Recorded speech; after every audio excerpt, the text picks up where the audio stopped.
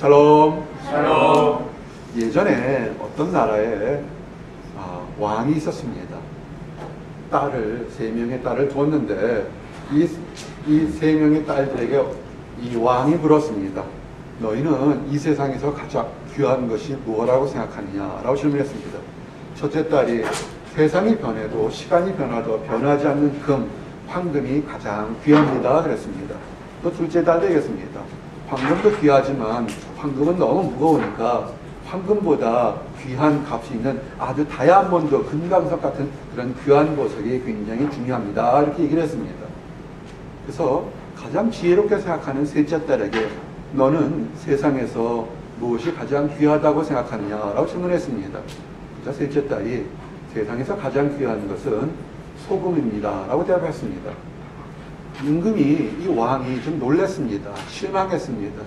딸들 중에서 가장 지혜롭고 가장 관심이 많아서 나중에 사위를 얻게 되면 나라를 물려줄까 생각했던 그 셋째 딸이 세상에서 가장 귀한 것이 소금입니다 라고 해서 이렇게 하니까 좀 실망스럽습니다. 세상에 널려있는 게 소금인데 그것이 어떻게 귀하냐, 그렇게 귀한 것이 뭐가 값싼 것이 뭐가 귀한 것이냐 이렇게 반문했습니다. 그러자 이 셋째 딸이 거기에 대해서 자기 주장을 펴지 않고 조용히 침묵하면서 가만히 있었습니다. 저녁 식사 때가 되었습니다. 이 셋째 딸이 그 왕의 음식을 준비하는 주방에 쪼르르 달려가서 이렇게 그 하인들에게 얘기했습니다. 우리 아버지 임금이 먹는 그 음식에는 절대로 단 하나라도 소금을 넣지 말라라고 부탁을 했습니다. 그래서 공주의 부탁을 듣고서 하인들이 음식을 아주 맛있게 준비했지만 소금이 하나도 들어가지 않는 음식을 준비했습니다. 임금이 멋진 식사가 오는데 보니까 참 배고파서 군침이 돌았습니다. 근데 이 음식을 먹어보고 저 음식을 먹어보지만 도저히 맛이 없었습니다. 나중에 화가 냈습니다. 아니 음식이 어떻게 된 거야? 왜 이렇게 맛이 없는 거야? 라고 화를 냈습니다. 그럴 때 그 셋째 딸이 이렇게 했습니다. 왕이시여, 그 음식이 맛이 없는 것은 거기에 간이 되어 있지 않기 때문에 그렇습니다. 소금이 들어가 있지 않기 때문에 그렇습니다. 아바마께서 왕께서 소금은 보잘것없는 것에서 감히 귀한 왕한테 어떻게 보잘것없는 것을 넣을 거라 생각해서 제가 하인들에게 보잘것없는 소금을 넣지 말라고 그랬습니다 라고 이렇게 얘기했습니다. 왕이 그때서야 셋째 딸이 얘기한 소금이 귀하다는 그 의미를 깨달았다는 그런 얘기가 있었습니다. 욥기에도 이런 얘기가 나와요. 욥기에서 6장 6절에 보면 싱거운 것이 소금 없이 먹히겠느냐, 닭의 알 흰자위가 맛이 있겠느냐. 아멘. 소금에 대한 얘기예요. 오늘 주제가 성도는 세상의 소금이라는데 우리가 말 그대로 소금, 눈에 보이는 물질적인 소금과 상징적인 소금에 대한 얘기를 통해서 여러분들이 정말 이 바쁘게 흘러가는 세월 속에서 어떻게 살아갈지에 대한 얘기를 좀 하기를 원합니다. 굉장히 빨리 흘렀죠. 처음 보스턴에 올 때는 하루하루가 굉장히 길지만 조금 지나면 1년, 2년 또는 5년, 10년이 뚝딱 지나가는 것을 보게 됩니다. 우리가 이 소금에 대한 얘기를 할 때 구약에서 이런 얘기가 나옵니다. 레위기 2장 13절에 보면 내 모든 소재물에 소금을 치라. 네 하나님의 언약의 소금을 네 소재에 빼지 못할지니 네 모든 예물에 소금을 드릴지니라. 아멘. 예물에 소금을 드리라는 거예요. 구약에 있을 때 아주 이 레위기에 철저하게 지켜야 될 게 뭐냐면 여러분들이 하나님에 드리는 예물에 소금을 드리라는 거예요. 소금 들고 오셨어요? 구약의 말은 지금도 역사하는 건데 예물에 소금을 드리라는 겁니다. 현대교회에 소금 드리고 있나요? 우리가 이따 보게 되면 구약의 제사, 예물 드리는 것에 크게 두 가지가 있습니다. 하나는 번제고 하나는 소제입니다. 번제라는 것은 말 그대로 다 태워드리고 그 피를 하나님께 드리는 것입니다. 번제를 드릴 때는 무생명을 드리는 것이 아니라 생명이 있는 것을, 그 생명을 피를 흘려서 그 피를 드리는 제사입니다. 현재는 이런 제사 드릴 수 없어요. 번제 드리면 매일같이 제사 드릴 때 누군가 하나씩 죽어나 하거나 양이 죽어나가야 되는데 이런 번제는 드릴 수 없습니다. 번제는 완성이 됐다고 우리는 신학적으로 얘기합니다. 왜 완성이 됐냐면 구약의 수천 년 동안 그렇게 하나님께 예배 드릴 때마다 생명 있는 것이 죽어나가야 되는데 예수 그리스도께서 자기의 생명을 완전히 드려서 그 보혈을 흘려서 하나님께 드렸기 때문에 우리는 온전한 번제요 완전한 번제가 다 드려졌다고 그런 것입니다. 구약에 번제 드린다고 신약에서 번제 드리겠다고 하는 그런 생각하지 마시기 바랍니다. 그거 정말 위험한 생각이에요. 번제를 짐승을 드려도 불완전한데 완전한 번제는 예수께서 십자가에 죽으시고 흘린 피로써 이미 번제는 이루어진 것입니다. 그렇기 때문에 하나님께 예물을 드리고 하나님께 그 예배를 드리는 것은 번제를 드린 사람만이 예물을 드릴 수 있는 겁니다. 그런 현대 의미는 뭡니까? 예수 그리스도의 피가 우리의 손과 머리에 마음에 있는 사람, 그 예물을 드린 사람만이 하나님의 소재, 예물을 드릴 수 있는 것입니다. 여러분이 지금 왔지만 하나님께 예물을 드릴 수 있는 사람과 없을 수 있는 사람도 있다는 겁니다. 이 말이 여러분에게 예라고 생각하면 아멘 하셔야 돼요. 하나님의 그리스도의 보혈이 여러분들에게 지금 있습니까? 아멘. 그리스도께서 여러분을 위해서 십자가에 대신 죽으시고 생명을 버리시고 흘리신 피가 여러분의 몸과 마음에 영혼에 있습니까? 아멘. 히브리서 10장 12절에 이 번제, 구약의 번제는 시장에 더 이상 찾지 않는 것이 뭐냐면 오직 그리스도는 죄를 위하여 한 영원한 제사를 드리시고 하나님 우편에 앉으시니라. 아멘. 이미 이제 구약의 번제는 거기서 섰던 것입니다. 왜? 완성되었기 때문에 그렇습니다. 만약에 번제를 드려서 희생양을 드리지 못하고 드린다면 그 예물이나 제사는 의미가 없는 것입니다. 예수 그리스도가 얼마나 중요한 위치며 모든 신앙과 모든 신앙의 마침이라는 것을 여러분 다시 아셔야 됩니다. 그냥 교회를 문턱을 밟고 수십 년 밟은 거 그거 아무 의미가 없습니다. 예수 그리스도가 여러분의 죄를 위해서 대신 죽으신 것을 믿은 것과 예수 그리스도의 흘린 피 때문에 나의 과거와 현재, 미래의 죄까지 용서받을 것을 확실한 번제의 의미가 우리 가슴에 있어야 하는 것입니다. 아멘.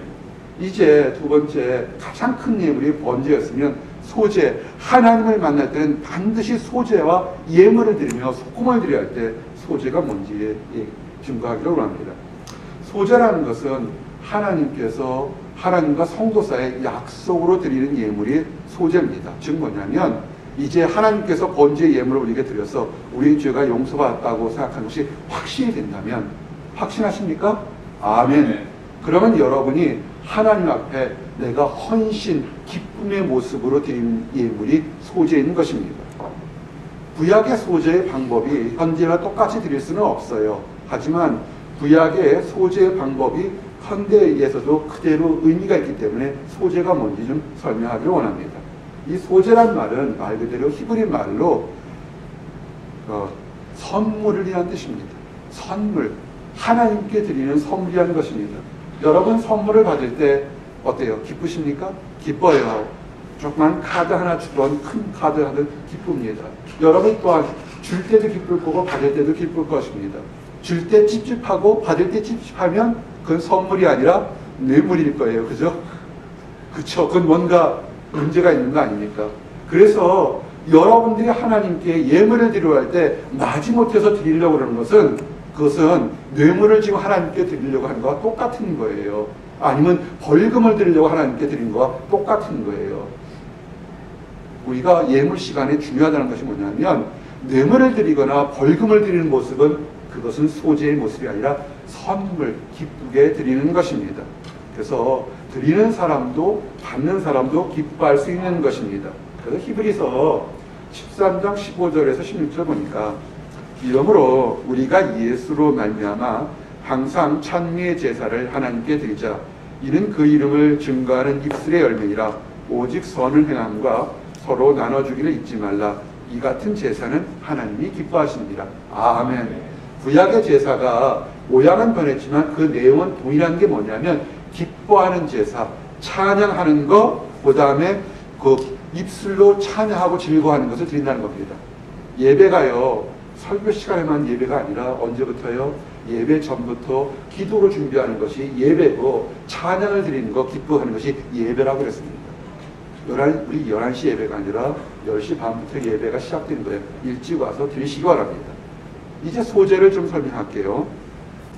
구약에서는 소재 그러면 고운 가루, 고운 곡식가루, 기름, 유향, 이 세 가지가 고운 곡식가루, 기름, 유향이 드리는 것이 소재입니다. 근데 지금 막 이렇게 이것을 드리는 그렇지는 않아요. 하지만 이것이 상징하는 것, 레위기 2장 1절에 보니까 누구든지 소재의 예물을 여호와께 드려거든 고운 가루로 예물을 삼아 그 위에 기름을 붓고 또 그 위에 유향을 놓아. 아멘. 그래서 소재, 그래서 고운 가루에 기름 넣고 유향을 넣는 것이 이걸 소재라고 그랬습니다. 우선 고운 가루를 생각할 때 하나님은 옛날에 곡식을 드렸을 때 곡식 낫단을 이렇게 드리는 것을 예물 받지 않고요. 어떻게 하면 고운 가루 중에서 쭉정이나 병든 거나 쓰러진 거 말고 아주 잘 익은 열매, 깨끗한 열매를 골라서 그것을 드리기로 했습니다. 이런 곡식 열매였어요. 볶아야 돼요. 불의 가운데서 볶아야 됩니다. 찢겨야 돼요. 껍질을 다 보게 열심히 볶아야 됩니다. 그리고 이 열매를 빻아야 됩니다. 빻은 다음에 가루를 아주 고운 채로 이렇게 채한 다음에 아주 고운 가루만 하나님께 드렸던 것입니다. 이것이 뭐냐면 하나님은 곡식 그 자체를 예물로 드리는 것을 원치 않았습니다. 곡식이 아주 깨끗하고 병들지 않은 곡식이 볶아지고 그 갈아지는 과정을 드린 다음에 고운 가루를 드리는 것을 하나님이 원했습니다. 이 말을 현대말로 바뀌면 이런 겁니다. 여러분이 하나님 안에서 구원받았다 할지라도 예물을 드릴 때는 그냥 아무런 준비 없이 오는 것을 원치 않는 것입니다. 현대교회에 하나의 딜레마가 있습니다. 많은 교회가 구원만 받으면 다 됐다. 구원 받으셨습니까? 구원 받으셨습니까? 천국 가실 수 있습니까? 그래서 예, 아멘 하면 아, 됐습니다. 그럽니다. 그러고 나서는 삶이 엉망인 거예요. 구원받기 전이나 구원받기 후라 내가 기독교 교회를 믿는다고 하나님 믿는다고 하는 것과 엉망인 것입니다. 그런 사람들이 드린 예물이요, 거기에는 하나님 받지 않습니다. 잘 보세요. 소재가 뭐냐면 곡식 자체로 하는 것이 아니라 곡식을 불에다가 볶아야 됩니다. 여러분의 환난과 어려움이 왔을 때 그것이 볶아져서 여러분의 교만과 찌꺼기가 찢겨 나가야 됩니다. 곱게 빨아야 됩니다. 여러분 안에 있는 교만 덩어리 있습니까? 여러분 안에 있는 위선 덩어리 있습니까? 여러분 안에 있는 거짓 덩어리 깨져야 합니다. 거친 말이 나오게 되면 안 됩니다. 거친 것이 나오면 안 됩니다. 거친 것은 다 사라지고 곱게 갑니다. 한번 생각해 보세요. 지난 하루, 한 주 동안에 여러분이 나왔던 것이 하나님 안에서 은혜 가지고 도움되는 얘기를 했습니까? 한국에 있었거나 미국에 있던 연예인들 얘기나 유흥가의 얘기나 더럽고 추한 얘기를 했습니다. 아주 그런 모습으로 오지 말라는 얘기입니다. 볶아지고 깨져서 고운 모습만, 더러운 것은 버린 다음에 나오라는 것입니다. 우리가 안에 벗어져야 됩니다. 그것이 그 고운 가루라는 뜻입니다. 낮아지고 작아질 때 하나님이 기뻐받는 고운 가루가 된다는 것입니다. 그런데 이 모습만 바꿔도 부족합니다. 기름을 부으라고 했습니다. 기름을 붓는 것은 고운 가루로 요리할 때 볶지만 여기서 기름을 붓는다는 것은 뭐냐면 성령의 도움을 받는다는 것입니다. 어떤 교회는 그냥 나는 구원받았어요 하게 되면 그냥 오지만 성령의 능력을 체험하거나 성령의 능력을 덧입은 적이 경험이 있으십니까? 이것을 부정하게 되면 문제가 생깁니다. 기름이라는 것은 성령의 능력을 받아서 하는 것입니다. 우리가 하나님 안에서 새롭게 살면 성령의 능력이 없기 때문에 하나님이 어디 있어요? 어제는 하나님이 있는 것 같고 오늘은 하나님이 없는 것처럼 감정 따라 흐느끼는 것입니다. 세상이 불붙으면 어떻게 돼요? 불 붙는 곳에다가 기름 없이 온 가루만 넣으면 어떻게 됩니까? 타버리고 늘러붙잖아요. 크리스찬인데도 세상에 딱 눌러붙어가지고 떨어지지 않는 게 뭐냐면 성령의 기름에 성령의 역사가 없기 때문에 달라붙는 것입니다. 여러분이 하나님이라면 성령의 도움으로 세상과 튀겨지면 구별되는 삶이 있어야 되는 것입니다. 위향은 향기예요. 위향을 만드는데요. 뭐라고 그러면 이 출애굽기 30장 35절에 그것으로 향을 만들 때 향 만드는 법들을 만들고 그것에 소금을 쳐서 성결하게 하고 그랬습니다. 유향, 향기를 만드는데 향기가 좋은데도 꼭 하나 더 들어가야 될 거 뭐냐면 소금을 넣으라는 것입니다. 우리가 먹는 소금을 얘기합니다. 상징적으로 이 향, 유향은 뭐냐면 성도들의 기도를 얘기합니다. 계시록 5장 8절에 이 향은 성도의 기도들이라. 여러분 향기가 있습니까? 여러분 삶에 크리스찬 안에서 향기가 있습니까? 기도하지 않는 사람에게는 향기가 일어나지 않습니다. 그래서 계속 있을 때 기도하는 모습에 깨어있는 모습으로 소금이 들어가야 되는 것입니다. 이렇게 기도하는 곳에서도 소금이 필요하다. 하나님이 소금을 강조했습니다. 왜 소금이 그렇게 중요한지 좀 더 구체적으로 설명하기 원합니다. 소금은요, 우리가 잘 아는 것처럼 맛을 냅니다. 욥기 아까 얘기한 것처럼, 욥도 얘기한 것처럼 싱거운 것이 소금 없이 먹겠느냐. 어쩌다 한두 번은 싱겁게도 먹을 수 있습니다. 하지만 소금 없이는 먹기 참 어려울 겁니다. 생선을 비린내 날 때 소금을 치게 되면 화학적인 반응 때문에 소금의 비린내가 줄어들게 됩니다. 사람에게 이 소금의 맛을 내는 것이 우리가 얘기하는 소디움, Na이온이라고요. 근데 이 이온 농도가 적절할 때 우리가 활력을 가질 수 있다고요. 너무 적어도 문제고 너무 많이 섭취해도 문제에서 균형을 맞춰야 됩니다. 여러분 소금의 맛을 내는데 균형을 맞춘 상태에서 내라고 얘기하는 것입니다. 오늘 읽었던 골로새서 4장 6절이 뭐냐면 너의 말을 항상 은혜 가운데서 소금으로 고르게 함과 같이 하라. 그리하면 각 사람에게 마땅히 대답할 것을 알리라. 아멘.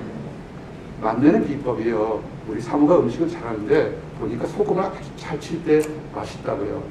나는 소금만 넣으면 맛있는 줄 알고 소금을 팍 집어넣었더니 쓴맛이 나요. 써서 도저히 못 먹겠어요. 배웠습니다. 골고루. 여러분의 삶 속에서 소금을 골고루 할 수 있도록 그렇게 나눠야 되는 것입니다. 소금이 없으면요, 우리 안에 전해질이 없기 때문에 살 수가 없습니다. 어떤 사람은 소금이 섭취가 나쁘다고 아무것도 안 먹는데 아니에요. 너무 많이 먹는 것도 문제지만 안 먹는 것도 문제입니다. 소금은 세상을 살아갈 때 음식과 우리 삶의 맛을 낸다는 것을 기억하시기 바랍니다.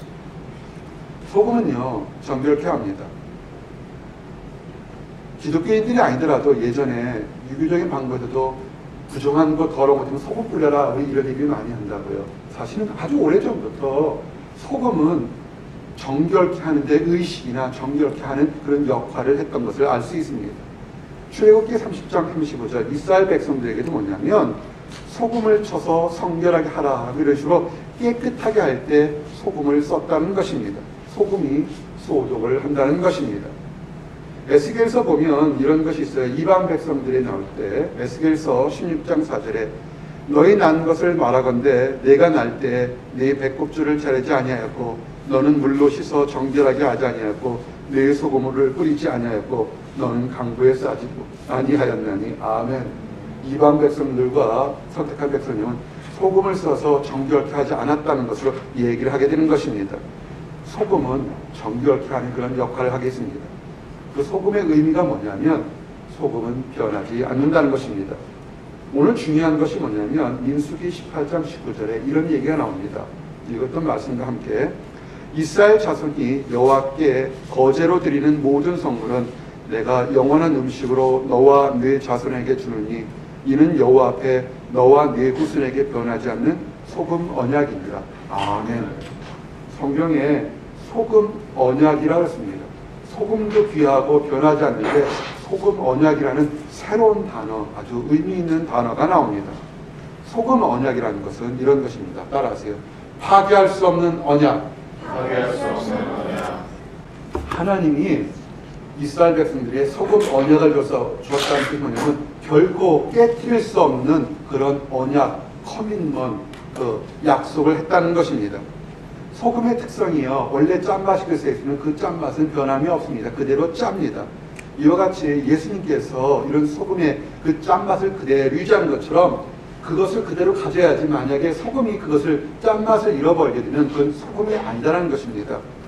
잘 아는 여러분 말씀, 마가복음 9장 50절에 소금은 좋은 것이로되 만일 소금이 그 맛을 잃으면 무엇으로 이를 짜게 하리요? 너희 속에 소금을 두어 서로 화목하게 하시니라. 아멘. 서로 변하지 않는 사랑, 변하지 않는 화목이 서로 간의 성도 간의 교제, 남녀 간의 교제, 부부 간의 교제, 자식 간의 교제가 있어야 되는 것입니다. 왜 결혼하셨어요? 왜 결혼하려고 그래요? 어떤 남자를 만나고 어떤 형제를 만나려고 합니까? 변하지 않는 서로의 소금과 같은 그런 것들, 그런 약속이 여러분에게 있어야 하는 것입니다. 근데 세월이 변해가면서 부부들이 싸우고 이혼하고 다투는 것이 뭡니까? 그 안에 소금과 같이 변하지 않는 것이 있는데, 세월이라는 세상 것이, 더러운 것이 계속 들어서 소금의 짠맛이 계속 세상 속에 씻겨나가고 씻겨나는 게 나중에 뭐가 있습니까? 아무것도 없으니까 부부 안에, 형제 간에, 자매 간에, 성도 간의 교제가 이루어지지 않는 것입니다.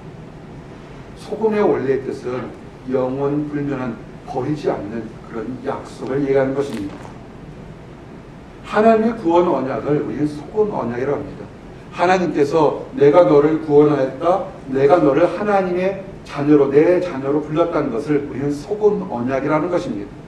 이 언약은 창세기부터 시작돼서 노아의 홍수 때에도, 그 다음에 아브라함과 그 다음에 이스라엘 백성들이 모세 출애굽해 나올 때에도 가나안 땅에서도 그대로 지켰던 것입니다. 언약이라는 것이 뭐냐면요, 꼭 잘할 때만 지키는 것이 아니라 잘못할 때도 지키는 것입니다. 이스라엘 백성이 어떻게 했어요? 가나안 땅 들어가기 전에 광야에서 처음에 홍해를 가르고 들어갈 땐 와, 하나님이 멋있다 그랬지만 변했잖아요. 변하고 변해도 하나님께서 그것을 약속을 지켰다고요. 여러분의 약속, 여러분의 구원의 약속은 여러분이 오늘은 하늘을 그 산을 움직일 것 같은 믿음이 있고 내일은 땅속에 톡 져가지고 그렇게 부침하는 신앙이 있다 할지라도 여러분을 버리지 않는다는 겁니다. 내가 잘할 때만 하나님이 나를 사랑하는 것이 아니라 내가 범죄하고 타락하고 넘어졌을 때도 하나님은 사랑한다는 것입니다. 어떻게 해야 되겠습니까? 돌아서서 일어서십시오.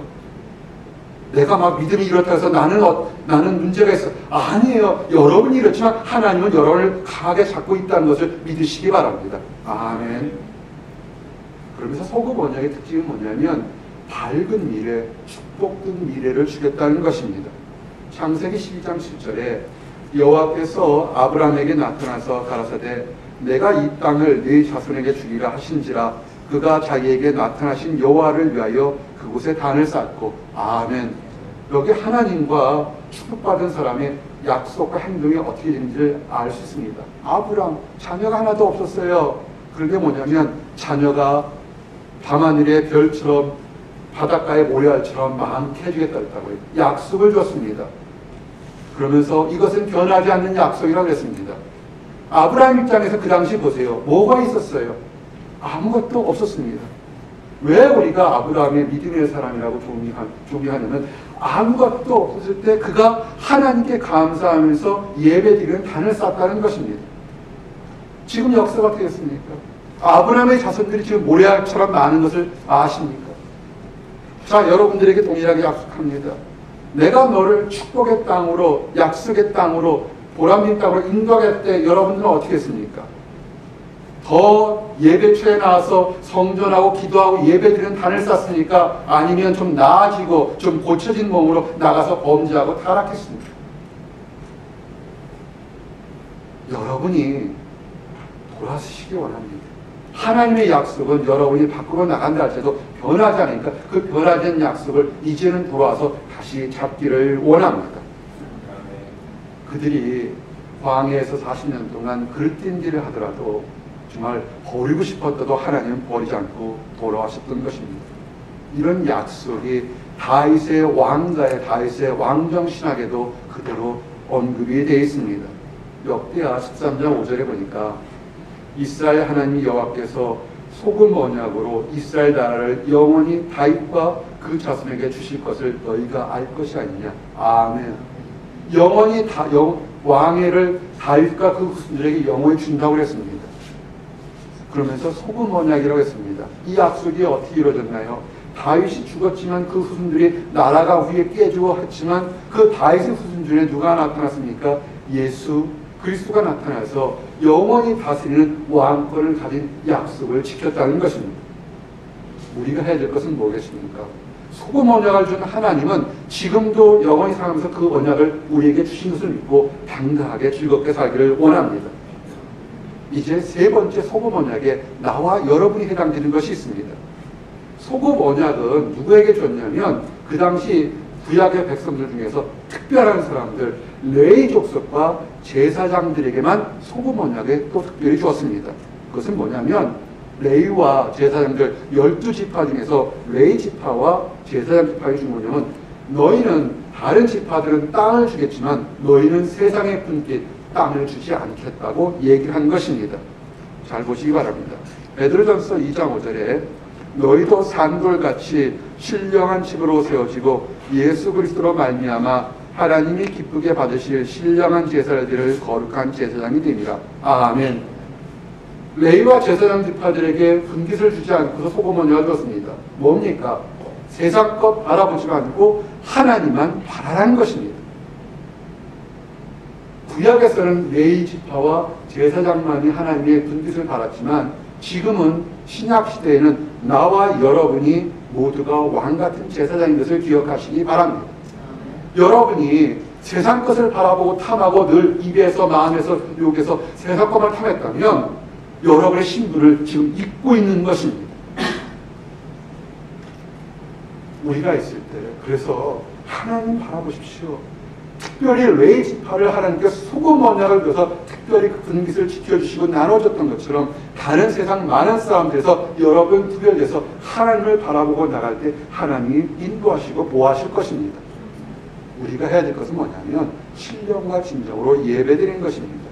요한복음 4장 24절처럼 하나님은 영이시니 예배하는 자가 신령과 진정으로 예배하시니라. 아멘. 이제 여러분이 소금 언약과 소제에 들어갈 때도 소금이 들어가는 것을 알았다면 이제 실천적인 것, 과연 우리가 이 땅 살아갈 때 어떻게 해야 될지 정말 행동적이고 강론적인 얘기를 한두 가지 하고 오늘 말씀을 마칠까 합니다. 따라하시기 바랍니다. 성도는 세상의 소금. 성도는 세상의 소금. 마태복음 5장 13절 마가복음 말씀과 동일한 말씀입니다. 너희는 세상의 소금이니 만일 그 맛을 잃으면 무엇으로 짜게 하리요 후에 아무 쓸데없어 다만 밖에 버리죠 사람에게 밟힐 뿐이니라. 아멘. 여러분이 하나님을 믿는 크리스찬 성도가 된다면 이제 세상 속에서 내가 어떻게 살아야 될지 아주 분명하게 이 말씀을 통해 알아야 됩니다. 짜게 살아야 돼요. 소금처럼 살아야 돼요. 구별되게 살아야 됩니다. 크리스찬이 세상과 구별되지 않으면요 결국은 밟힌 것밖에 없습니다. 술자리에서도 구별되시고요, 음란한 곳에도 구별되시고, 뇌물 받는 곳에도 구별되시고, 학교에서도 정직하게 시험하시고, 연구가 정직하게 시험하시고, 남편에게도 정직하시고, 아내에게도 정직하시기 바랍니다. 구별되게 하십시오. 세상 많은 사람들 그래요. 세상이 썩었어. 세상에 문제가 많아. 자본주의가 문제가 많아. 부자들이 문제가 많아. 그런 얘기 하지 마세요. 따라하십시오. 나부터 변하자. 크리스찬은요 세상 탓하지 말고 나부터 변하십시오. 나부터 변하면 세상이 변하게 되겠습니다. 일제시대 때 세상에 암문했을 때 우리가 아는 보산 안창호 선생님이 있습니다. 민족 개조론이라는 얘기 들어보셨어요? 보산 안창호 선생님이 한민족이 일제 침략받을 때 이런 얘기를 했어요. 나 하나를 건전한 인격자로 만드는 것이 우리 민족을 건전하게 하는 유일한 길이다. 그대는 나라를 사랑하는가? 그러면 그대가 먼저 건전한 인격자가 되라.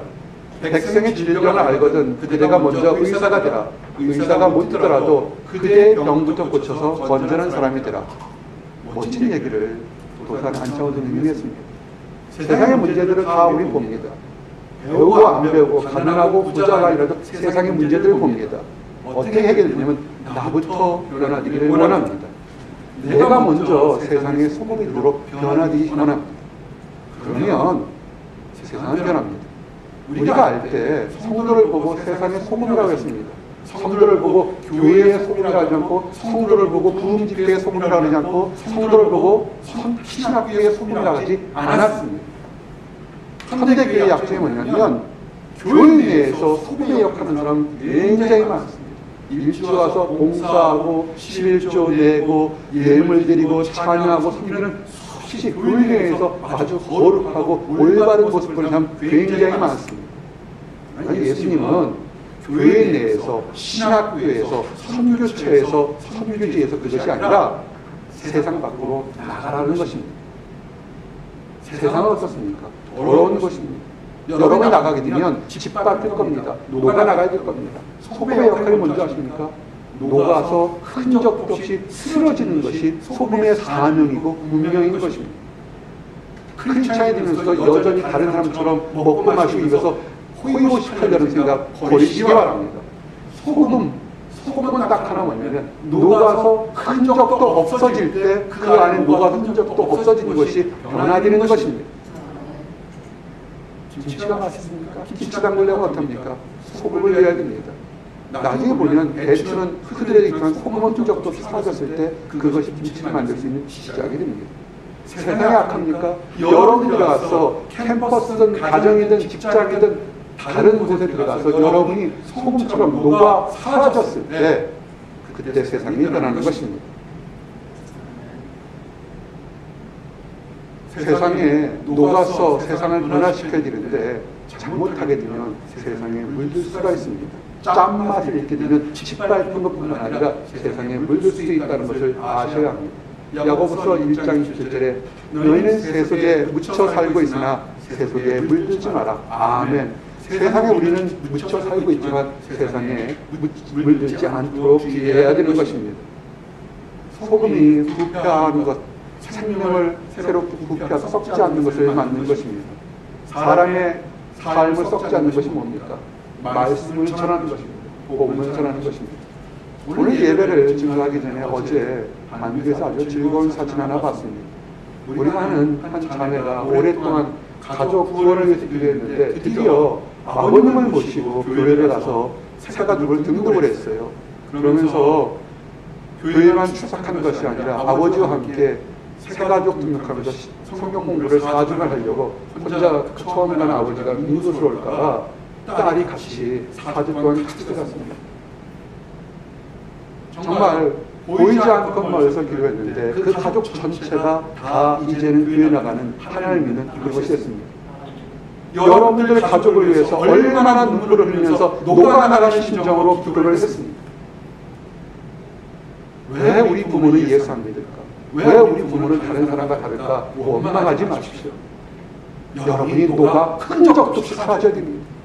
여러분의 자존심, 여러분의 교만함 다 녹아 흔적도 없이 사라졌을 때 여러분의 가정이 변화될 줄 믿습니다. 아멘. 그럴 때 하나님 우리의 모습이 소금처럼 녹아 없어질 때 우리의 가정이 썩지 않을 거고 우리의 교회가 썩지 않을 거고 그런 소금들이 모였을 때 우리 전체 사회가 썩지 않는 거룩한 모습이 될 거라 봅니다. 이제 제 말씀을 마칩니다. 성도는 너희는 세상의 소금이라고 했습니다. 소금은 귀한 것입니다. 하나님께 드리는 예물 중에 소금이 없이는 드리지 못할 정도로 소금은 귀한 것입니다. 소금은 언약을 상징합니다. 영원히 변하지 않는 내가 너를 사랑하고 보호했던 하나님의 언약을 상징하는 것입니다. 이 말을 믿으신다면 지금 우리가 흔들리고 다른 사람보다 부족하다 할지라도 그거 다 포기하시고 우리의 자존심, 교만까지 다 포기하시고 세상을 변화시키는 녹아 없어지는 소금과 같은 역할을 하기를 원합니다. 그래서 내가 변하고 내 가정이 변하고 내 사랑하는 사람들이 변하고 내 주위가 변해서 다 새로운 생명을 갖는 그런 나와 여러분들이 되기를 원합니다. 기도하시겠습니다. 하나님 감사합니다. 너희는 세상의 소금이다 라고 말씀하신 것 정말 감사합니다.